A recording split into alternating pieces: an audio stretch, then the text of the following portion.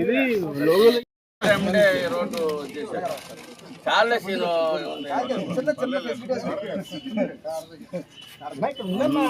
Sir గారు అడుంటే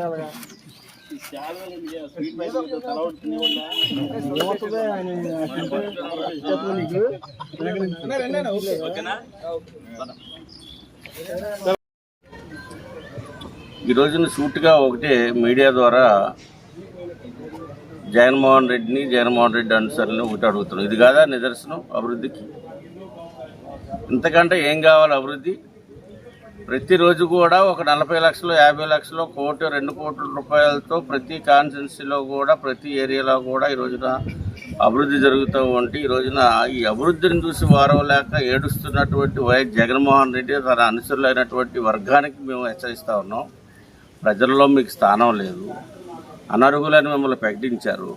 ఎందుకంటే ఈ రోజున స్థానిక శాసనసభ్యులు ఏ కాన్స్టిట్యున్సీ అయినా కానీ ఏలూరు కాన్స్టిట్యున్సీలో ప్రధానంగా ఇక్కడ ఉన్నటువంటి కార్పొరేషన్ను కోఆర్డినేషన్ చేసుకొని ప్రభుత్వం నుంచి వచ్చేటువంటి గ్రాంట్స్ అన్నీ కూడా కోఆర్డినేషన్ చేసుకొని ఎక్కడ ప్రజలకు ఏ అవసరం ఉందో అది రోడ్డా, డ్రైనేజా, వాటరా, పైపు లైనా, ఎలక్ట్రిసిటీయా, శానిటరీయా ఏదనేది కాదు, ఆ రకంగా ఈ రోజున స్పందిస్తున్నటువంటి ప్రజల యొక్క సమస్యలు పరిష్కరిస్తున్నటువంటి తరుణంలో వైసీపీ ఒక కుక్కలకి ఈ రోజున మాట్లాడటానికి అవకాశం లేనటువంటి పరిస్థితుల్లో ఈ రోజున రాష్ట్ర ప్రభుత్వం మీద, కూటమి ప్రభుత్వం మీద అనేకమైనటువంటి విమర్శలు చేస్తున్నటువంటి ఇది ఒక చెంపపేటుగా, గొడ్లపేటుగా మేము వర్ణిస్తూ ఉన్నాం.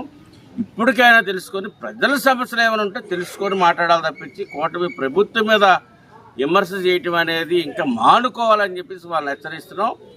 ఈరోజు ఏలూరు శాసనసభ్యులుగా ఆయన రాధాకృష్ణ గారు ఎన్నికైన తర్వాత ఈ రెండు సంవత్సరాల 2 నెలలు కావస్తా ఉన్నప్పుడు తరుణంలో ప్రజల సమస్యలను నిరంతరం కూడా ఉదయం నుంచి రాత్రి వరకు కూడా తెలుసుకొని ఆ సమస్యలు పరిష్కారం చేస్తూ ఎవరైతే వాళ్ళ యొక్క విజ్ఞప్తులు ఇస్తున్నామన్నారో రోడ్లో, డ్రైనేజో, లేకపోతే ఎలక్ట్రిసిటీయో, లేకపోతే ఇంకా శానిటరీయో, లేకపోతే వ్యక్తిగత సమస్యలను కూడా పరిష్కరిస్తూ మరి ముందంజలో ఉన్నటువంటి బడేటి రాధాకృష్ణ సంటి గారికి మేము అందరం కూడా కూటమి ప్రభుత్వం నుంచి అభినందనలు తెలియజేస్తా ఉన్నాం.